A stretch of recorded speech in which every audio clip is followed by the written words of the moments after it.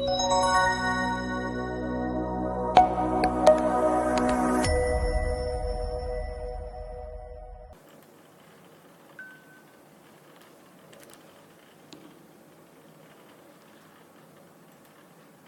People, good morning, good afternoon, good evening to all of you. कैसे हैं सब लोग? होप सो आप सब लोग बहुत बढ़िया रहेंगे। मैं बता दूं, मैं भी बहुत अच्छा हूं। तो कल हमने क्या पढ़ा था, एक बार क्विकली रिवाइज कर देते हैं। कल वाली जो सेक्शंस पढ़ी थी वो, और उसके बाद आज हम आगे पढ़ना चालू कर देंगे। तो हम एक काम करते हैं, पहले तो जो कल पढ़ा था उसको एक बार क्विकली रिवाइज कर देते हैं, उसके बाद हम आगे पढ़ना चालू करेंगे। Yes, good morning to all of you. Yeah Manasvi good morning, Jay good morning, Hari good morning, Deepak good morning. Good morning to all of you. Yeah तो हमने जो कल पढ़ा था उसको एक बार क्विकली रिवाइज कर देते हैं, उसके बाद हम आगे पढ़ना चालू कर देंगे। तो कल अपन ने कौन कौन सी सेक्शन पढ़ी थी, तो कल वाली सेक्शन से उसको एक बार क्विकली रिवाइज कर देते हैं। सबसे पहले 194C पढ़ा था, that is TDS on contract. अब एक बात समझो, 194C में मैंने क्या बताया था, टीडीएस ऑन कॉन्ट्रैक्ट की बात करते हैं। 194C में सर पेयर कौन होना चाहिए, एनी पर्सन, लेकिन इंडिविजुअल एचयूएफ को छोड़ के, मींस इंडिविजुअल एचयूएफ को उसको टीडीएस तभी काटना है जब लास्ट ईयर में उसका या तो बिजनेस के केस में टर्नओवर 1 करोड़ से ज्यादा है, या फिर प्रोफेशन के केस में ग्रॉस रिसीट 50 लाख से ज्यादा है, तो टीडीएस काटना है, अदरवाइज काटने की जरूरत नहीं है। पेई कौन होना चाहिए, रेजिडेंट पर्सन। रेट क्या था, रेट डिपेंड करेगा कॉन्ट्रैक्टर पे। कॉन्ट्रैक्टर अगर इंडिविजुअल एचयूएफ है तो 1%, अगर कॉन्ट्रैक्टर अदर है तो 2%। लेकिन कोविड की वजह से रेट क्रैश हुआ है, आंसर इज यस। तो 0.75%, 1.5% है वो रेट हो जाएगा। अब एडिशनल पॉइंट में मैंने आपको ये बताया था, कॉन्ट्रैक्ट के केस में आपको टीडीएस तभी काटना है जब सिंगल कॉन्ट्रैक्ट 30,000 से ज्यादा है, या फिर एग्रीगेट पूरे साल में मिला के 1 लाख से ज्यादा हो जाता है, तभी टीडीएस काटना है, अदरवाइज टीडीएस नहीं काटना। उसके बाद मैंने आपको बताया था, दैट इज द, अपन ने यहां पे कुछ चीजें पढ़ी थी कि वर्क कॉन्ट्रैक्ट क्या होता है। तो एक तो नॉर्मल जो तुम्हारा वर्क कॉन्ट्रैक्ट होता है वो तो है ही है, लेकिन कॉन्ट्रैक्ट में कुछ चीजें स्पेसिफिकली इंक्लूड कर रखी है, जैसे एडवर्टाइजमेंट, ब्रॉडकास्टिंग, टेलीकास्टिंग। केटरिंग का कॉन्ट्रैक्ट है, कैरियर्स ऑफ गुड्स और passenger by any mode other than railway, production of any product as per the client requirement out of material supplied by that client और a related party of that client. ये मैंने आपको पढ़ाया था। उसके बाद मैंने बताया था, अगर पर्सनल पर्पस का कोई कॉन्ट्रैक्ट है तो उस केस में टीडीएस नहीं कटेगा। जैसे घर की शादी में आपने केटरिंग का कॉन्ट्रैक्ट दिया या घर के लिए पलंग बनाया तो उस केस में टीडीएस नहीं कटेगा। उसके बाद अगर आप किसी ट्रांसपोर्टर को कुछ पेमेंट करते हो और वो ट्रांसपोर्टर एक डिक्लेरेशन देता है कि उसके पास में 10 से ज्यादा व्हीकल नहीं है, वो ट्रांसपोर्टर एक डिक्लेरेशन देता है पेन नंबर के साथ में कि उसके पास 10 से ज्यादा व्हीकल नहीं है, तो उस केस में उसका टीडीएस काटने की जरूरत नहीं है। उसके बाद मैंने बताया था, कॉन्ट्रैक्ट इंक्लूड सब कॉन्ट्रैक्ट ऑल्सो। अब एक और मैंने चीज बताई थी कि अगर आपका क्लाइंट है वो एड एजेंसी को पेमेंट करता है और एड एजेंसी का उसने टीडीएस काट लिया, और एड एजेंसी जो है, एडवर्टाइजमेंट एजेंसी, वो क्या करती है, किसी न्यूज चैनल को पेमेंट करती है, टीवी चैनल को पेमेंट करती है, न्यूज़पेपर कंपनी को पेमेंट करती है, तो उसमें टीडीएस काटने की जरूरत नहीं है। उसके बाद मैंने बताया था कि टीवी चैनल या ब्रॉडकास्टर जो है वो किसी प्रोडक्शन हाउस के पास महाभारत बनवाने जाते हैं, तो उस केस में क्या ये कॉन्ट्रैक्ट में आएगा या नहीं। तो उसमें मैंने 2 पार्ट बताया था कि एक तो अगर महाभारत वो बनवा रहे स्पेसिफिकली अपने हिसाब से, मींस प्रोग्राम का प्रोडक्शन करवाते as per the specification and copyright is also transfer to the TV channel and broadcaster, तो बेटा 194C में टीडीएस कटेगा। लेकिन अगर मान लो कोई भी ऑलरेडी प्रोड्यूस प्रोग्राम है उसका सिर्फ राइट ले लेते हैं, ऑलरेडी प्रोड्यूस प्रोग्राम है उसका राइट लेते हैं, तो उस केस में टीडीएस 194C में नहीं आएगा। जॉब वर्क के केस में मैंने बोला था, मटेरियल अगर बिल में अलग से बताया हुआ है तो मटेरियल वाले पे टीडीएस काटने की जरूरत नहीं, बट अगर मटेरियल अलग से नहीं बताया हुआ तो मटेरियल वाले पार्ट पे जो अलग से नहीं बताया हुआ तो टोटल इनवॉइस वैल्यू पे टीडीएस कट जाएगा। 194D, डी मतलब डेथ अगर हो जाती है तो इंश्योरेंस एजेंट काम आता है, तो इंश्योरेंस एजेंट को जो कमीशन मिलता है उस पे टीडीएस 194D में कटेगा। पेयर कौन होना चाहिए, इंश्योरेंस कंपनी। पेई कौन होना चाहिए, रेजिडेंट पर्सन। रेट रहेगा 5% का, लेकिन कोविड की वजह से 3.75 हो जाएगा, और टीडीएस नहीं काटना अगर कमीशन पूरे साल का मिला के 15,000 है तो। उसके बाद मैंने बोला था 194DA। 194DA क्या होता है कि भैया अगर मान लो किसी का लाइफ इंश्योरेंस पॉलिसी और वो लाइफ इंश्योरेंस पॉलिसी का मैच्योरिटी आ जाता है, लाइफ इंश्योरेंस पॉलिसी है, लाइफ इंश्योरेंस पॉलिसी का अगर मैच्योरिटी आ जाता है तो मैच्योरिटी पे टाइम पे जो पैसा मिलता है, अगर वो मैच्योरिटी के टाइम पे पैसा मिलता है वो टैक्सेबल है, तो उस केस में टीडीएस इस सेक्शन में कटेगा। पेयर कोई भी हो सकता है, पेई रेजिडेंट पर्सन, रेट 5%, और बेटा कोविड की वजह से 3.75%। लेकिन टीडीएस नहीं कटेगा अगर मैच्योरिटी एग्जेम्प्ट है। अगर मैच्योरिटी 1010D में एग्जेम्प्ट है तो टीडीएस नहीं कटेगा, बट अगर मैच्योरिटी टैक्सेबल है तो टीडीएस कटेगा। एक और चीज समझना, मैच्योरिटी अगर लेस देन 1 लाख है तो टीडीएस नहीं कटेगा, 1 लाख से ज्यादा है तो टीडीएस कटेगा। अब अगर जो टीडीएस कटता है वो सिर्फ इनकम कंपोनेंट पे कटेगा। टीडीएस जो कटता है वो इनकम कंपोनेंट पे कटेगा। यहां इनकम कंपोनेंट का मतलब क्या होता है कि जो भी मैच्योरिटी अमाउंट है माइनस प्रीमियम पेड, जो भी मैच्योरिटी अमाउंट है माइनस प्रीमियम पेड, जो डिफरेंस रहेगा उस डिफरेंस पे टीडीएस 5% की रेट से कटना है और कोविड की वजह से 3.75%। अब एक और चीज समझना, इसके बाद मैंने एक एग्जांपल लिया था, लास्ट में एक सेक्शन और पढ़ाई थी 194 ई का मतलब क्या था, एक्स्ट्रा इनिंग। आपने आईपीएल देखा होगा, आईपीएल में एक्स्ट्रा इनिंग आती है। एक्स्ट्रा इनिंग से क्या याद रखने को मैंने बोला था कि जो भी तुम्हारे नॉन रेजिडेंट स्पोर्ट्स पर्सन है या स्पोर्ट्स एसोसिएशन है या एंटरटेनर है, वो इंडिया आते हैं और उनके लिए अगर उनको कोई भी पेमेंट मिलता है तो टीडीएस 194 ई में कटेगा। पेयर इज एनी पर्सन, पेई जो मैंने आपको ये बोले थे रेट रहेगा 20% और 4% हेल्थ एंड एजुकेशन से जुड़ जाएगा। अब आपको मैंने एडिशनल पॉइंट में ये बोला था कि भैया एडिशनल पॉइंट में किस चीज का इनको पेमेंट कर रहे हो, तो एक तो participation of any game in India जैसे आईपीएल वगैरह है, या एडवर्टाइजमेंट ऊ ला ला ला ले ओ, या फिर contribution of any article in the newspaper और performance in the India entertainer, तो उस केस में टीडीएस कटेगा। 194G की बात करते हैं। 194G is a gambling. Gambling कौन सिखाता है आपको? लॉटरी एजेंट सिखाता है। तो लॉटरी एजेंट को जो कमीशन मिलेगा, पेयर एनी पर्सन, पेई एनी पर्सन, 5% की रेट से टीडीएस कटेगा और up to 15,000 per annum commission है तो टीडीएस नहीं कटेगा। 194H is a TDS on commission and brokerage. अब एक बात समझना, H मतलब आप घर भाड़े पे लेने जाते हो तो आपको ब्रोकरेज कमीशन देना पड़ता है, उसका टीडीएस 194H में आएगा। पेयर कौन होना चाहिए? Any person, but in case of individual HUF TDS is required to be deducted only if the last year turnover is more than 1 crore और gross asset is more than 50 lakh, तो ही TDS काटना है। पेई कौन होना चाहिए? रेजिडेंट पर्सन, रेट क्या? 5% और कोविड की वजह से 3.75%। अब कुछ यहां पे कुछ नोट्स मैंने लिखवाए थे। पहला नोट लिखवाया था, no TDS if commission and brokerage is up to 15,000 per annum. अगर 15,000 तक है तो टीडीएस काटने की जरूरत नहीं। No TDS if commission and brokerage related to the security like brokerage on public issue, या तुम्हारा अंडरराइटर कमीशन है तो उस केस में टीडीएस नहीं कटेगा। सिक्योरिटी से रिलेटेड कोई भी कमीशन है टीडीएस नहीं कटेगा। As well as the no TDS if commission is paid by MTNL और BSNL to their public call office, that is PCO को पेमेंट किया, पीसीओ फ्रेंचाइजी को, तो उस कमीशन पे टीडीएस नहीं कटेगा। उसके बाद मैंने बताया 194 आई का मतलब होता है मम्मी। मम्मी को आपको रेंट देना चाहिए क्योंकि आप मम्मी के घर में पड़े हुए हो, मम्मी के घर में रह रहे हो, तो आपको मम्मी को रेंट देना बनता है। तो मम्मी को अगर आप रेंट देते हो तो उसका टीडीएस 194 आई में कटेगा। पेयर कौन होना चाहिए? कोई भी पर्सन चलेगा। इंडिविजुअल एचयूएफ को टीडीएस तभी काटना है जब लास्ट ईयर में उसका ग्रॉस रिसिट या टर्नओवर 50 लाख 1 करोड़ से ज्यादा था। पेई कौन? Resident person. रेट क्या रहेगा? दैट डिपेंड्स ऑन द किस चीज का रेंट है। अगर प्लांटेड मशीनरी इक्विपमेंट का रेंट है तो टीडीएस का रेट 2% रहेगा। लैंड बिल्डिंग फर्नीचर का है तो 10% रहेगा। और कोविड की वजह से रेट क्रैश हुआ है, आंसर इज यस, कोविड की वजह से रेट क्रैश हुआ है। No TDS if rent is up to 2,40,000 per annum to the per co-owner, means हर कोनर को जो रेंट दिया जा रहा है वो अगर मान लो 2,40,000 पर एनम है तो उस केस में टीडीएस नहीं कटेगा। 240 से ज्यादा है तो उस केस में टीडीएस कट जाएगा। फिर मैंने बताया था कि जो पार्किंग और लैंडिंग चार्जेस होता है जो एयरलाइंस कंपनी पे करती है, किसको? एयरपोर्ट अथॉरिटी को, उसमें टीडीएस 194C में कटेगा। ये तुम्हारा क्या माना जाएगा? कॉन्ट्रैक्ट माना जाएगा, ये कोई रेंट नहीं माना जाएगा।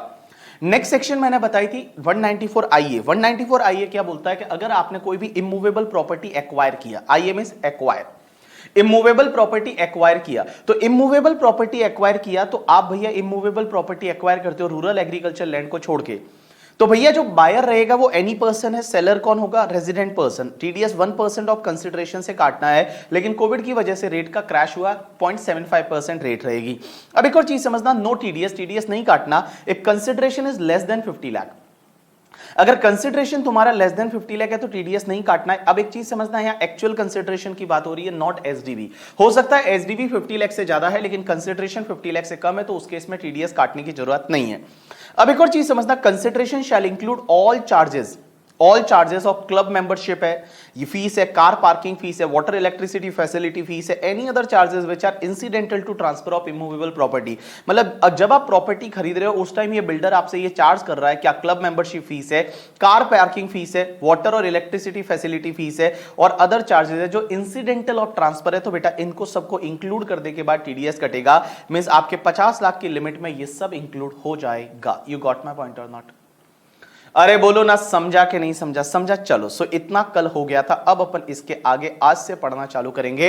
आज आपको ये नोट्स भी मिल जाएंगे, जो नोट्स यहाँ पे मैंने लिखे हुए हैं आपको शायद नहीं मिले होंगे अभी तक, तो ये आपको मिल जाएंगे। चलो पानी पी लेता हूं और पानी पीने के बाद आज अपन नई सेक्शन चालू करेंगे। 194 IA कल हो चुकी थी, आज हम पढ़ने वाले हैं section 194 IB।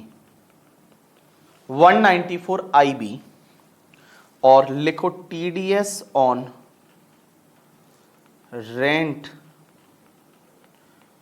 Of immovable property, TDS on rent of immovable property, है हेडिंग दो।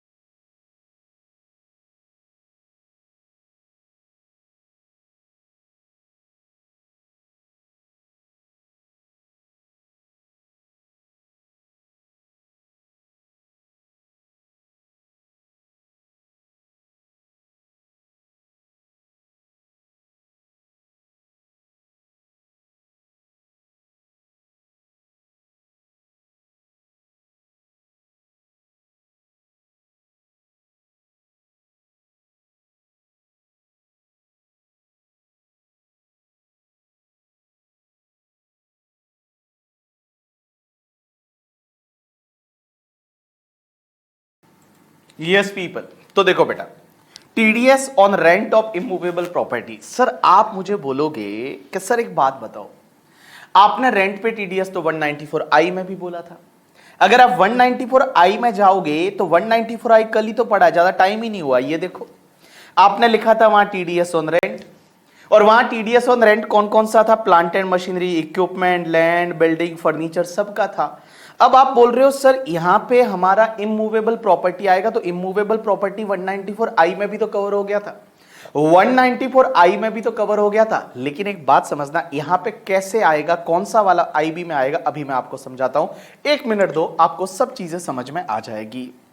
तो सबसे पहली चीज कि सर इसमें पेयर कौन होना चाहिए, दूसरी चीज कि सर इसमें पेई कौन होना चाहिए, तीसरी चीज इसमें सर रेट क्या होनी चाहिए, और चौथी चीज that is the additional points क्या है इसमें। तो देखो बेटा, all people just pay attention, सब लोगों का ध्यान इधर होना चाहिए। सर इसमें पेयर कौन होना चाहिए, तो मैं बेटा यहां पे पेयर में लिखने जा रहा हूं सिर्फ इंडिविजुअल एंड एचयूएफ, सिर्फ इंडिविजुअल एंड एचयूएफ। और इंडिविजुअल और एचयूएफ भी कौन सा वाला पता है? That is not covered under section 194I।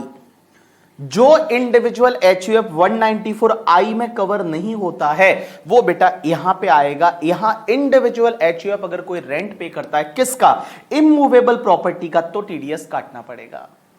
आप बोलोगे सर एक बात बताओ, वहां पे तो क्या लिखा हुआ था कि भैया पेयर में any person but individual HUF जो है उसको टीडीएस तभी काटना है जब लास्ट ईयर का टर्नओवर बिजनेस के केस में 1 करोड़ से ज्यादा है, या ग्रॉस रिसिट है वो 50 लाख से ज्यादा है, तो ही टीडीएस काटना है। लेकिन एक बात बताऊं, अगर उससे कम है तो इस पर्टिकुलर सेक्शन में टीडीएस नहीं काटना।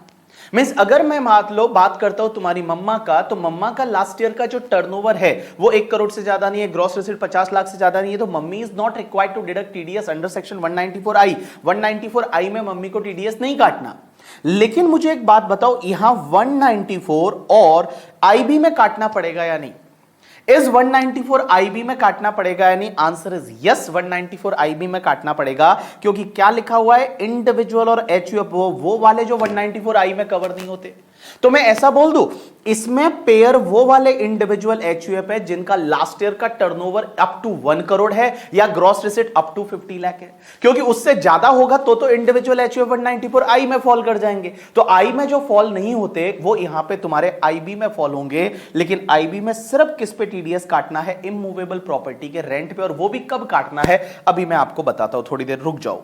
अब एक चीज समझना, सर इसमें पेई कौन होना चाहिए? तो पेई is a resident person. Resident person को अगर आप कोई भी रेंट पे करते हो इमूवेबल प्रॉपर्टी का तो टीडीएस काटना है। रेट क्या रहेगा? 5%। रेट है वो 5% हो जाएगा। लेकिन कोविड की वजह से क्या रेट चेंज हुआ? आंसर इज यस, यहां पे भी कोविड की वजह से रेट चेंज हुआ, और मैं यहां पे लिख लेता हूं कि rate is 3.75%, 3.75% from 14 May 2020 till 31st March 2021। तो बेटा आपका जो रेट है वो 3.75% हो जाएगा 14 मई 2020 से लेके और 31 मार्च 2021 तक में आपका 75% रेट हो गया।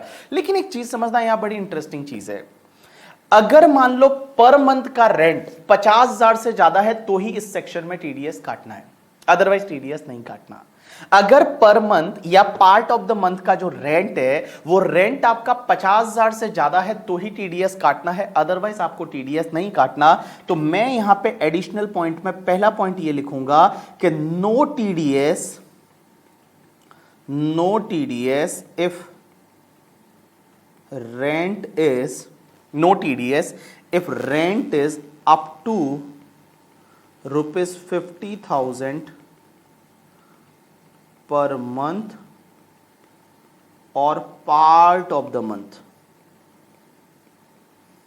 पर मंथ और part of the month. Means per month या पार्ट ऑफ द मंथ जो है वो आपका जो टीडीएस है वो नहीं काटना अगर रेंट है वो आपका अप टू 50,000 है। तो इस सिंपल वर्ड में बोलूं, इस पर्टिकुलर सेक्शन में टीडीएस तभी काटना है जब रेंट आपका पर मंथ 50,000 से ज्यादा है। मींस पर मंथ और part of the month rent है वो 50,000 से ज्यादा है, then only you are required to deduct TDS. मैं एक एग्जांपल लेता हूं, अपनी मम्मी जो है, मेरी मम्मी जो है उसका जो कोई लास्ट ईयर में टर्नओवर तो है नहीं, ग्रॉस रेसिट है नहीं, लेकिन मान लो मम्मी ने बोला हम तो एक घर भाड़े पे लेंगे, हम तो एक घर भाड़े पे लेंगे, एक आलीशान घर भाड़े पे लेंगे, ऐसा मुझे मम्मा ने बोला। मैंने कहा मम्मा क्या करना है अपने को घर? बोलती है नहीं नहीं अपन घर लेंगे अभी, ठीक है भाड़े पे, ठीक खरीद तो सकते हैं नहीं, गरीब है, भाड़े पे लेंगे। तो हमने घर भाड़े पे लिया और घर का भाड़ा कितना है? 70,000 रुपीज पर मंथ।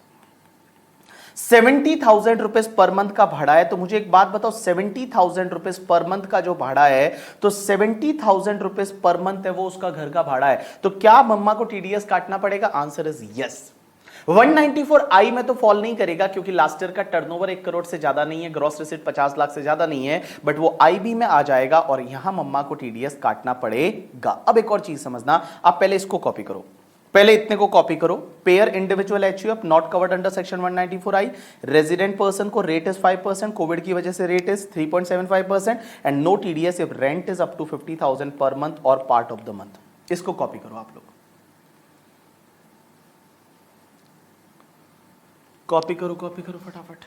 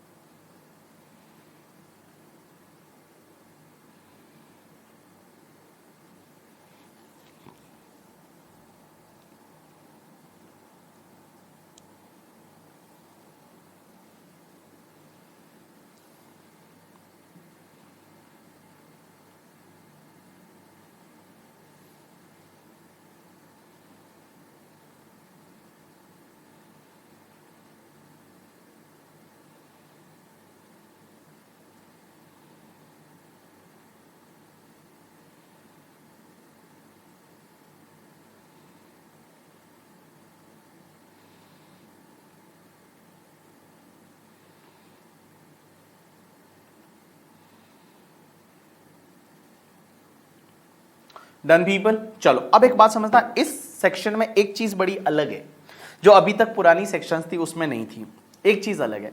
एक बात बताओ, पुरानी वाली सेक्शंस में हम टीडीएस कब काटते हैं? कि भैया जब भी आप पेमेंट करते हो, क्रेडिट करते हो, व्हिचएवर इज अर्लियर, पेमेंट या क्रेडिट जब व्हिचएवर इज अर्लियर करते हो तब आपको टीडीएस काटना पड़ेगा। ठीक है, जैसे मान लो अप्रैल में पेमेंट किया, क्रेडिट किया उस टाइम। लेकिन एक चीज समझना, ये सेक्शन में थोड़ा अलग है और ये सेक्शन बोलती है कि आपको टीडीएस कब काटना है पता है? आपको हर महीने टीडीएस नहीं काटना। ये सेक्शन बोलती है भले आप रेंट 50,000 से ज्यादा है पर मंथ पे कर रहे हो, बट आपको एवरी मंथ टीडीएस काटने की जरूरत नहीं है। आपको टीडीएस कब काटना है पता है? जब आप लास्ट मंथ का रेंट पे करोगे या लास्ट मंथ का रेंट है वो क्रेडिट करोगे, whichever is earlier. Means last month का रेंट जब आप पे करोगे या लास्ट मंथ का रेंट है जब आप वो क्रेडिट करोगे, तब आपको टीडीएस काटना है। आपको हर महीने टीडीएस काटने की जरूरत नहीं है। तो ये सेक्शन में एक एंटिक चीज ये है कि आपको टीडीएस हर महीने नहीं काटना, टीडीएस आपको काटना है जब आप लास्ट मंथ का रेंट पे करोगे या लास्ट मंथ का रेंट क्रेडिट करोगे, तब आपको टीडीएस काटना है। जैसे मैं एक एग्जांपल लेता हूं, all people just pay attention, आपका पूरा ध्यान इधर होना चाहिए। मैं एक एग्जांपल लेता हूं, आपका पूरा ध्यान है वो इधर होना चाहिए। इधर देखो सब लोग इधर देखो, सब लोग इधर देखो, आपका पूरा ध्यान है वो इधर होना चाहिए। तो देखो बेटा, सबसे पहली चीज, जैसे मैं एक एग्जांपल लेता हूं कि मेरी मम्मा ने क्या किया कि मेरी मम्मा ने एक रेंट पे एक घर लिया। मम्मा का लास्ट ईयर का टर्नओवर जो है वो मान लो है ही नहीं है, 10 लाख रुपया है। तो मम्मा को इस साल 194 आई में टीडीएस तो नहीं काटना था। हमने मान लो 1 जुलाई 2020 से एक घर भाड़े पे लिया जिसका 60,000 पर मंथ है, वो रेंट है, 60,000 पर मंथ रेंट है। तो हमको हर महीने टीडीएस नहीं काटना, हमको टीडीएस काटना है लास्ट मंथ का रेंट जब क्रेडिट होगा, मतलब लास्ट मंथ में जो अकाउंट क्रेडिट करेंगे या पेमेंट करेंगे विच एवर इज अर्लियर। तो एक बात बताओ, लास्ट मंथ हमारा कौन सा आएगा? मार्च वाला आएगा, 31 मार्च 2021। तो लास्ट मंथ के रेंट से टीडीएस काटना है। तो एक बात बताओ, हमारा पहले जुलाई से लेकर रेंट कितना होगा? जुलाई, अगस्त, सितंबर, अक्टूबर, नवंबर, दिसंबर, जैन, फेब और मार्च, 9 मंथ हो गए। तो मैं बताऊं 60,000 मल्टीप्लाई बाय 9 मंथ, तो 60,000 multiply by 9 month it's comes to the 5,40,000 हमने रेंट पे किया। तो हमको टीडीएस है वो लास्ट मंथ काटना है। तो 540 पे एक बात बताओ, रेट क्या रहेगी? नॉर्मली 5% होता है, कोविड की वजह से 3.75%। तो 3.75% अगर आप करोगे इट्स कम्स टू द 20,250 है। ये आपकी क्या आ गई? टीडीएस का अमाउंट। ये 20,250 है, ये आपका टीडीएस का अमाउंट आ गया 20,250। और ये हमको लास्ट मंथ के रेंट से काटना है, मींस मार्च वाले से काटना है। अब एक बात समझना, आप मुझे क्वेश्चन पूछोगे, सर अगर मान लो आपने दिसंबर में घर खाली कर दिया, तो ऐसा भी तो हो सकता है कि हमने दिसंबर में घर खाली कर दिया। हमने क्या किया? दिसंबर में जाके घर खाली कर दिया कि चलो हम दिसंबर में घर खाली कर देते हैं। तो दिसंबर में हमने घर खाली कर दिया, तो हमारा लास्ट मंथ कौन सा होगा? दिसंबर। तो दिसंबर के रेंट से टीडीएस काटना पड़ेगा। तो एक बात बताओ, दिसंबर में जुलाई, अगस्त, सितंबर, अक्टूबर, नवंबर, दिसंबर, 6 महीने। तो आप मुझे एक बात बताओ, 60,000 मल्टीप्लाई बाय 6 महीने कितना होगा? तो 60,000 multiply by 6 it's comes to the 3,60,000। तो 3,60,000 मल्टीप्लाई बाय 3.75%, तो multiply by 3.75% it's comes to the 13,500 हमको लास्ट महीने के टीडीएस काटना पड़ेगा। लेकिन एक चीज समझना, एक बड़ा इंटरेस्टिंग केस आता है। इधर देखो, इधर देखो, मान लो हमने जुलाई से लेकर मार्च तक उधर ही है, घर खाली नहीं किया, और मार्च मंथ का हमारा रेंट कितना है? रेंट पर मंथ है वो 60,000 है। अब एक बात बताओ, हुआ क्या कि जो पर्सन है ना जिससे हमने घर भाड़े पे लिया, उसने अपना पैन नंबर ही नहीं दिया। तो हमने सेक्शन 206AA में परसों पढ़ा था सबसे पहले कि आगे वाला बंदा अगर अपना पैन नंबर नहीं देता तो उसका टीडीएस कौन सी रेट से काटते हैं? तो उसका टीडीएस काटते हैं जो भी टीडीएस की रेट रहेगी या 20% विच एवर इज हायर। याद आया आपको कि जो रेट रहेगी और 20% विच एवर इज हायर। अब एक बात समझना, हुआ क्या? उसने अपना पैन नंबर दिया ही नहीं। तो पहली चीज तो मैं बताऊं, 60,000 मल्टीप्लाई बाय 9 मंथ का रेंट कितना होता है? तो multiply by 9 month it's comes to the 5,40,000 होता है। अब एक बात बताओ, 5,40,000 का अगर आप 20% करने जाओगे तो 20% कम्स टू द 1,08,000। 1,08,000 आएगा, क्योंकि एक बात बताओ, आपका 9 मंथ का जो रेंट होता है दैट इज 5,40,000, और उसका अगर आप 20% करने जाओगे तो 1,08,000 आया। कितना आया? 1,08,000। अब आप मुझे बोलोगे कि सर 1,08,000 पे टीडीएस कैसे, 1,08,000 टीडीएस कैसे काटे? क्योंकि हमारे पास तो रेंट लास्ट मंथ का देने को सिर्फ 60,000 है, क्योंकि अभी आप ही ने तो बोला था कि टीडीएस काटना है लास्ट मंथ के रेंट से। तो लास्ट मंथ का रेंट तो हमारे पास सिर्फ 60,000 है, तो हम टीडीएस 1,08,000 कैसे काटे? तो यहां लॉ मेकर्स ने बोला कोई बात नहीं, आप सिर्फ 60,000 टीडीएस काटो। मींस अगर आगे वाले ने अपना पैन नंबर नहीं दिया तो टीडीएस काटना कौन सी रेट से चाहिए था? अगर आगे वाले ने अपना पैन नंबर नहीं दिया तो टीडीएस आपको काटना चाहिए था, आगे वाले ने पैन नंबर नहीं दिया तो टीडीएस 20%, तो 20% तो 1,08,000 होता है।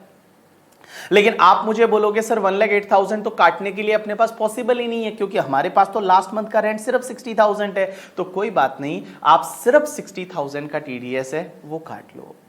आप सिर्फ 60,000 का मींस ओनली 60,000 का टीडीएस है वो आप काटोगे। यू गॉट माई पॉइंट और नॉट? यस। तो चलो इस सेक्शन में आप लिखो, इस एडिशनल पॉइंट में पॉइंट नंबर 2, एडिशनल पॉइंट में पॉइंट नंबर 2 लिखोगे और पॉइंट नंबर 2 में लिखो time of deduction. That is very interesting. Time of deduction, time of deduction means कौन से टाइम पे टीडीएस काटना है। टाइम ऑफ डिडक्शन, और टाइम ऑफ डिडक्शन में लिखो TDS is required to be deduct, TDS required to be deduct, TDS required to be deduct at the time of, required to be deduct at the time of, at the time of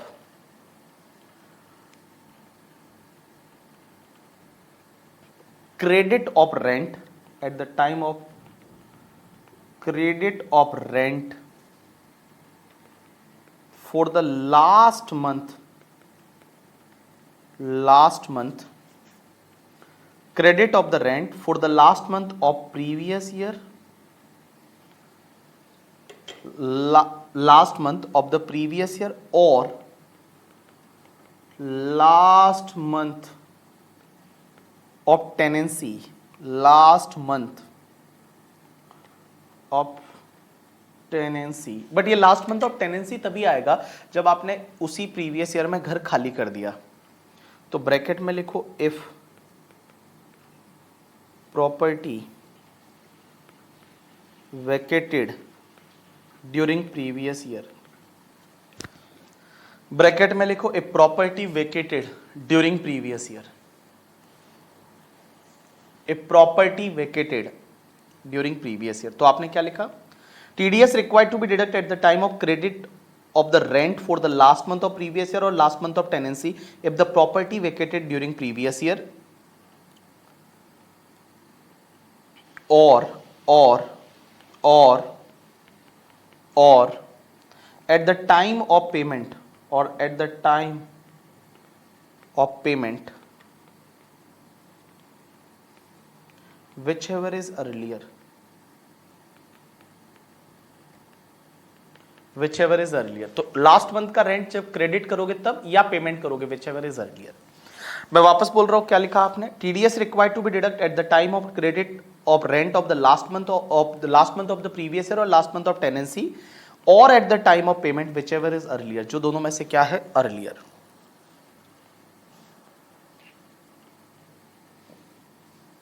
लिखो next, note number 3 लिखो if payee does not furnish pen, if payee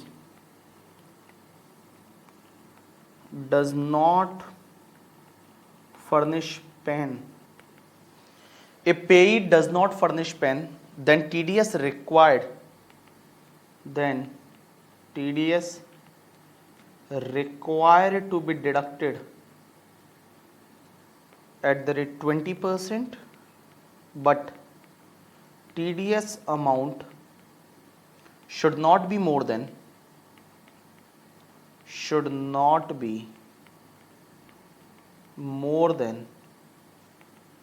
rent of last month। आपने क्या लिखा? If payee does not furnish pen, then TDS required to be deducted at the rate 20%,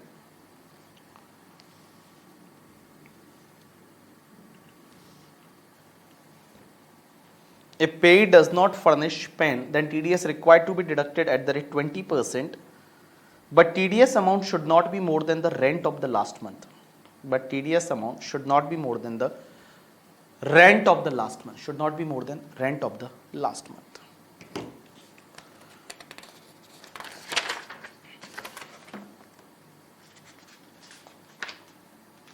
Done people? चलो, तो आपने section 194 IB पढ़ा, आज का पहला सेक्शन। आईबी कैसे याद रखोगे? इमूवेबल प्रॉपर्टी भाड़े पे ली, इमूवेबल प्रॉपर्टी भाड़े पे ली, ठीक है। तो इमूवेबल प्रॉपर्टी आपने बी मतलब भाड़े पे ली, इमूवेबल प्रॉपर्टी भाड़े पे ली। पहले क्या था? इमूवेबल प्रॉपर्टी एक्वायर किया, ये या क्या? इमूवेबल प्रॉपर्टी भाड़े पे ली। तो इमूवेबल प्रॉपर्टी भाड़े पे ली तो उसका भाड़ा कौन दे रहा है, पेयर कौन होगा, इंडिविजुअल एचयूएफ जो 194 आई में कवर नहीं होता, रेजिडेंट पर्सन को देता है, रेट इज 5%, 3.75% हो जाएगा अगर मान लो आपका इस पर्टिकुलर कोविड पीरियड में। तो अब एक और चीज समझना, no TDS if rent is up to 50,000 per month और part of the month, means per month का रेंट 50,000 से ज्यादा है तो ही टीडीएस काटना है, अदरवाइज टीडीएस नहीं काटना। उसके बाद मैंने आपको एक और चीज बताई कि भैया टाइम कौन से टाइम पे टीडीएस काटना है, लास्ट मंथ का रेंट जब आप क्रेडिट करोगे या पेमेंट करोगे विच एवर इज अर्लियर, उस टाइम टीडीएस काटना है। और अगर आगे वाले ने अपना पेन नंबर नहीं दिया तो आप टीडीएस 20% से काटोगे, लेकिन टीडीएस का अमाउंट कभी भी लास्ट मंथ के रेंट से ज्यादा नहीं हो सकता, क्योंकि it is not possible for you to deduct the TDS ना। भाई एक बात बताओ, आप 20% कैसे काटोगे, आपके पास अगर रेंट ही मान लो कम है लास्ट मंथ का, तो उस केस में भैया जितना रेंट है उतना आप टीडीएस काट लो। यू गॉट माय पॉइंट और नॉट? यस। चलो अब एक काम करो, अगली सेक्शन लिखो 194 आईसी, नेक्स्ट सेक्शन लिखो दैट इज सेक्शन 194 आईसी, और 194 आईसी हेडिंग दो टीडीएस ऑन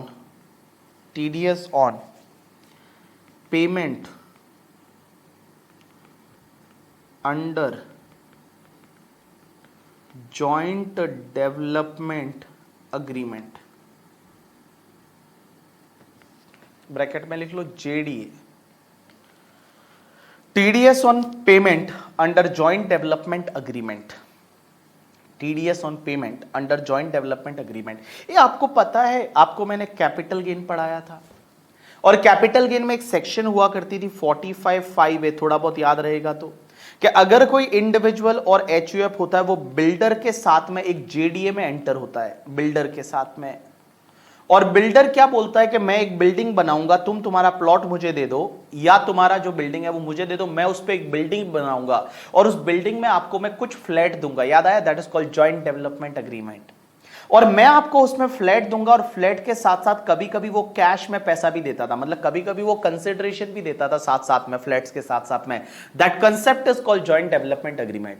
अब एक चीज समझना, अगर वो बिल्डर कोई पैसा देता है, यहां पे अगर कोई बिल्डर है, वो बिल्डर अगर पैसा देता है तो पैसे पे टीडीएस इस सेक्शन में कटेगा 10% की रेट से, कोविड की वजह से 7.5% हो गया। तो भैया अगर वो बिल्डर है, वो बिल्डर अगर पैसा देता है तो बिल्डर को यहां पे टीडीएस काटना पड़ेगा, कौन सी सेक्शन में, 194 आईसी में। तो सबसे पहली चीज अपन चलते हैं 194 आईसी पे, और 194 आईसी में पेयर कौन होना चाहिए, दूसरी चीज पेई कौन होना चाहिए, तीसरी चीज आपका रेट क्या है, और चौथी चीज आपका एडिशनल पॉइंट्स क्या है। तो देखो बेटा, सबसे पहले इस सेक्शन में भाई पेयर कौन होना चाहिए, तो मैं लिखूंगा एनी पर्सन मींस बिल्डर करके, ठीक है, any person means builder, builder pair है। पेई कौन होना चाहिए, रेजिडेंट पर्सन को पेमेंट कर रहा है, तो रेजिडेंट पर्सन को पेमेंट कर रहा है। रेट क्या होगी, तो मैं बताऊं यहां 10%, बट बेटा कोविड की वजह से यहां पे भी रेट का चेंज हुआ, answer is yes. So rate is 7.5% from 14 May 2020 till 31st March 2021। 14 May 2020 से लेके 31st मार्च 2021 तक आपका जो रेट है वो रेट क्या हो जाएगा, रेट हो जाएगा that is the 10%।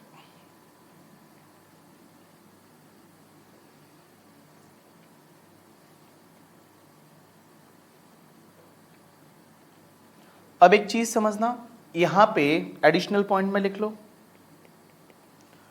Under this section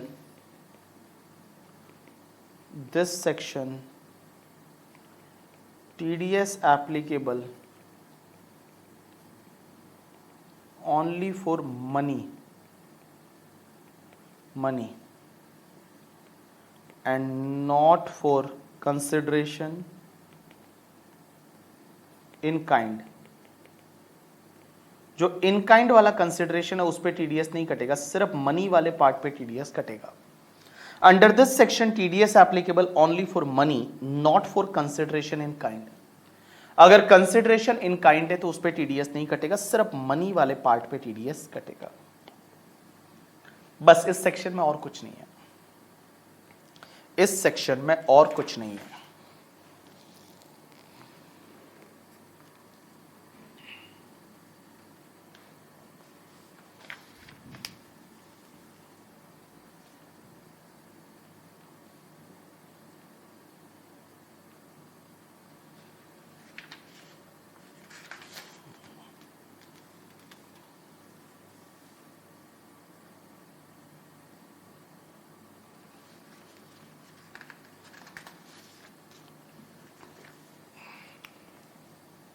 तो 194 आईसी, आईसी मींस आप ऐसा बोल सकते हो इमूवेबल प्रॉपर्टी का कंस्ट्रक्शन। तो इमूवेबल प्रॉपर्टी का कंस्ट्रक्शन करते हैं तो payment under joint development agreement, builder को आप पेमेंट, बिल्डर आपको पेमेंट करता है, pair is builder, resident person, rate is 10%, 7.5% हो जाएगा, सिर्फ मनी वाले कंपोनेंट पे टीडीएस कटेगा, नॉट इन काइंड। अब यहां पे आप लिख सकते हो refer section 45 subsection 5A of capital gain, means capital gain की वो सेक्शन आप रेफर करोगे तो और ज्यादा आपको समझ में आएगा कि इसमें क्या लिखा हुआ है। ठीक है, चलो ये तुम्हारी सेक्शन है 194 IC.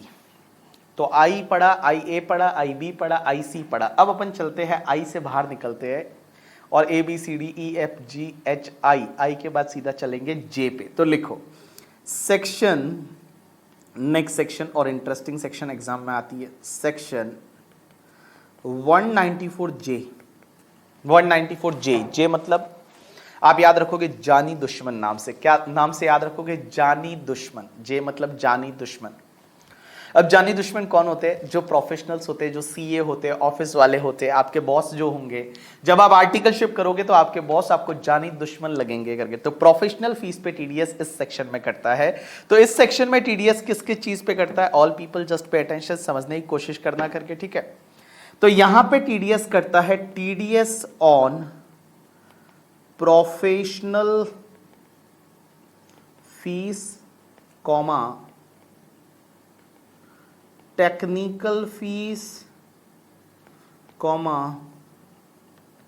Royalty comma non compete fees and director fees. Director fees तो हेडिंग दो, बड़ा लंबा चौड़ा हेडिंग है। That is TDS on professional fees, technical fees, non compete fees and director fees. मतलब 5 चीजें इसमें कवर हो रही है। TDS on professional fees, technical fees, royalty, non compete fees and director fees. 5 चीजें इस सेक्शन में कवर होती है। सबसे पहली चीज क्या सर, पेयर कौन होना चाहिए। दूसरी चीज पेई कौन होना चाहिए। तीसरी चीज रेट क्या होनी चाहिए। और चौथी चीज अपन हमेशा लिखते हैं एडिशनल पॉइंट्स है, वो एडिशनल पॉइंट्स क्या क्या है करके। ठीक है, चलो अब सब लोगों का ध्यान इधर होना चाहिए। पहले आप एक बार समझोगे, उसके बाद लिखोगे। मैं आपको लिखने के लिए टाइम दूंगा, आप पहले समझोगे और उसके बाद आप लिखोगे। पहले आप लिखोगे नहीं, पहले आप समझोगे उसके बाद में लिखोगे। पहले आप समझोगे उसके बाद में आप लिखोगे। तो all people just pay attention, आपका सबका ध्यान है वो इधर होना चाहिए। इधर देखना सब लोग इधर देखना। ठीक है, अब एक चीज समझना, सबसे पहली चीज पेयर कौन होना चाहिए। तो मैं पेयर में पहले तो लिखूंगा एनी पर्सन। लेकिन एक बात बताओ, आपकी या मेरी मम्मी ने किसी को प्रोफेशनल फीस दी, is it possible for my mom to deduct the TDS? क्या यह पॉसिबल है मम्मा के लिए कि वो टीडीएस काट ले किसी को प्रोफेशनल फीस दी? तो आंसर इज नो। तो मैं यहां पे पहले तो लिखूंगा pair is any person, but फिर मैं ब्रैकेट में लिखूंगा कि इंडिविजुअल एचयूएफ को टीडीएस तभी काटना है जब लास्ट ईयर का टर्नओवर 1 करोड़ से ज्यादा था या ग्रॉस रिसिट है वो 50 लाख से ज्यादा थी। तो लास्ट ईयर का टर्नओवर 1 करोड़ से ज्यादा था या ग्रॉस रिसिट 50 लाख से ज्यादा थी तो ही टीडीएस काटना है, अदरवाइज नहीं काटना। तो मैं एक काम करता हूं, ऊपर से जो स्टैंडर्ड में हर बार कॉपी मारता था, ये वाला पार्ट एज इट इज मैं यहां से कॉपी मार रहा हूं। तो मैंने यहां से इसको कॉपी कर दिया और मैं यहां पे पेस्ट कर दूंगा 194 जे में। जे इज फॉर जानी दुश्मन। जानी दुश्मन मींस प्रोफेशनल, याद रखना करके। ठीक है, तो देखो एनी पर्सन यहां पे, बट एनी पर्सन के ब्रैकेट में मैं लिखने जा रहा हूं in case of individual and HUF TDS is required to be deduct only if the last year turnover is more than 1 crore in case of business और gross receipt is more than 50 lakh in case of the professional. Sir payee कौन होना चाहिए? So guys ये section बोलती है पेई is a resident person. अगर आपने रेजिडेंट पर्सन को पेमेंट किया तो इस पर्टिकुलर सेक्शन में टीडीएस काटना है। लेकिन सर रेट क्या होती है? अब एक बात समझना, इसमें रेट थोड़ी अलग है, थोड़ी इंटरेस्टिंग है। तो आपका सबका ध्यान थोड़ा इधर होना चाहिए। आपका सबका ध्यान इधर होना चाहिए कि रेट क्या है। तो रेट में क्या है, all people just pay attention. Rate में यहां पे 2-3 चीजें हैं जो आपको समझनी पड़ेगी। तो रेट में मैं ए बी और सी ऐसा करके लिखवाऊंगा। ठीक है, सबसे पहला ए मैं ये लिखवाऊंगा कि बेटा अगर मान लो payment made to call centre, जो कॉल सेंटर है उनको अगर पेमेंट किया, कॉल सेंटर अगर कोई सर्विस देते हैं और कॉल सेंटर को पेमेंट किया, अगर कॉल सेंटर है वो मान लो टेक्निकल सर्विस वगैरह नॉर्मली देते हैं, तो कॉल सेंटर ने अगर सर्विस दी और कॉल सेंटर को पेमेंट किया तो टीडीएस का रेट है वो आपका 2% हो जाएगा। TDS rate is 2% if it is the call centre. अगर कॉल सेंटर है तो टीडीएस का रेट है वो 2% हो जाएगा। अब एक चीज समझना, दूसरा पॉइंट, अगर मान लो तुम्हारा फीस फॉर टेक्निकल सर्विस है, फीस फॉर टेक्निकल सर्विस, अगर किसी ने technical service the, but bracket में लिख रहा हूं नॉट प्रोफेशनल सर्विस, मींस अगर किसी ने टेक्निकल सर्विस दी और टेक्निकल सर्विस प्रोफेशनल सर्विस नहीं है। अब एक बात समझना, टेक्निकल सर्विस में क्या क्या आता है, तो मैं बताऊं टेक्निकल सर्विस में बेसिकली कौन सी सर्विस आती है पता है? जैसे आपने किसी से मैनेजरियल सर्विस ली या किसी से टेक्निकल कंसल्टेंसी सर्विस ली, वो टेक्निकल सर्विस में आती है। अब एक बात समझना, जैसे हम सॉफ्टवेयर बनवाते हैं, हम जो सॉफ्टवेयर बनवाते हैं वो सॉफ्टवेयर बनाने के लिए जैसे हम आपको लेक्चर देते हैं एनक्रिप्टेड मोड में, वो एनक्रिप्टेड मोड में लेक्चर देते हैं, उसमें हम किसी का सर्विस लेते हैं, that is called technical service, क्योंकि हम एनक्रिप्ट करते हैं, आप डिक्रिप्ट करते हो और उसके लिए वो हमसे पेमेंट चार्ज करते हैं, that is called technical service. ठीक है, अब एक चीज समझना, अगर कोई भी टेक्निकल सर्विस है, fees for technical service but not a professional service, वो प्रोफेशनल सर्विस में नहीं आ रहा, तो उस केस में बेटा आपका टीडीएस का रेट है वो 2% रहेगा। उसके बाद तीसरा पॉइंट बोलता है कि अगर मान लो आपका रॉयल्टी है, रॉयल्टी, एंड रॉयल्टी कौन सा? रॉयल्टी फॉर सेल, डिस्ट्रीब्यूशन या फिर एग्जीबिशन, एक बार आप देख लो, ऑफ फिल्म्स। अगर मान लो आपका रॉयल्टी है वो किसके लिए है? Sale, distribution, exhibition of the films, not files, films करके, ठीक है। अगर मान लो आपका जो रॉयल्टी है वो रॉयल्टी किसके लिए है? सेल, डिस्ट्रीब्यूशन या फिर तुम्हारा एग्जीबिशन ऑफ फिल्म्स, तो टीडीएस का रेट 2% है। और मैं बताऊं D point, in any other cases, other cases में टीडीएस का रेट है वो बेटा 10% है। तो देखो इस सेक्शन में आपको इतना याद रखना पड़ेगा। सबसे पहले हम पढ़ रहे हैं 194J। 194J का मतलब होता है जानी दुश्मन। जानी दुश्मन में क्या क्या है याद रखना, एक तो professional fees, technical fees, royalty, non compete fees, director fees. क्या क्या बोला? Professional fees, technical fees, royalty, non compete fees, director fees.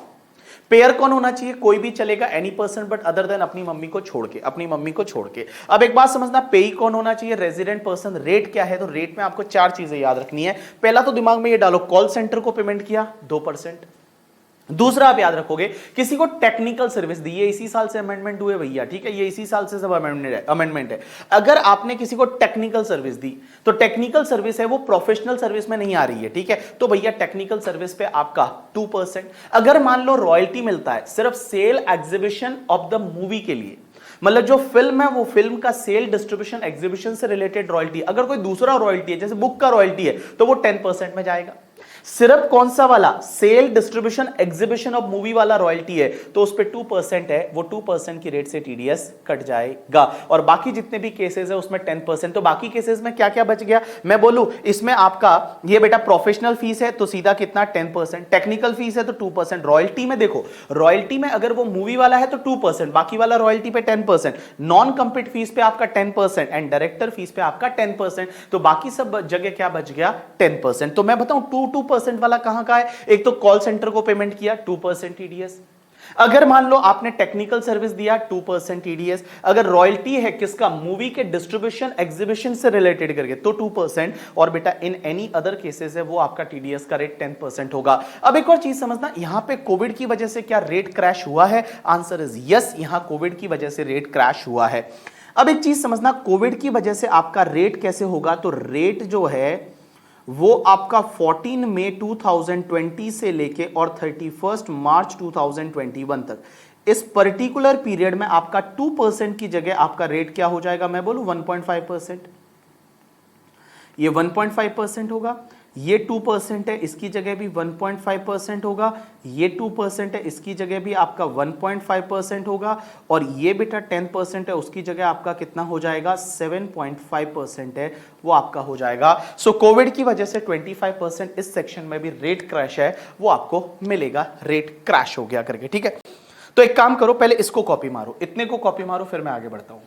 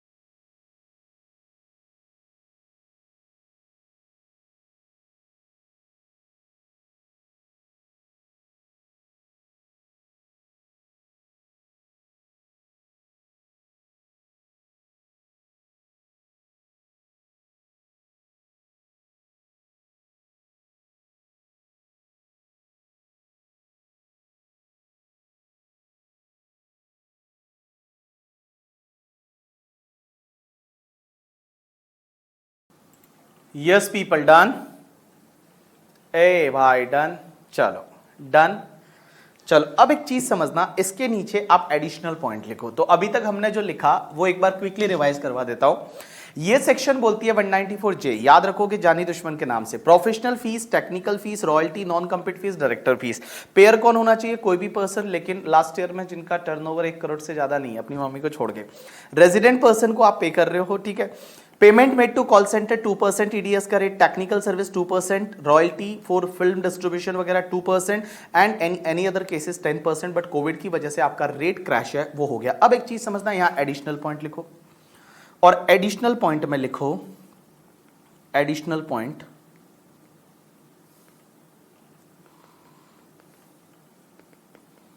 और एडिशनल पॉइंट में पहला पॉइंट लिखो, एडिशनल पॉइंट है उसमें पहला पॉइंट लिखो, no TDS, no TDS if, और उसमें फिर point A B C D और ई, ऐसा।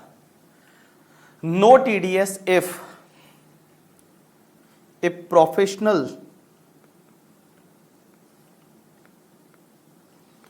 Fees is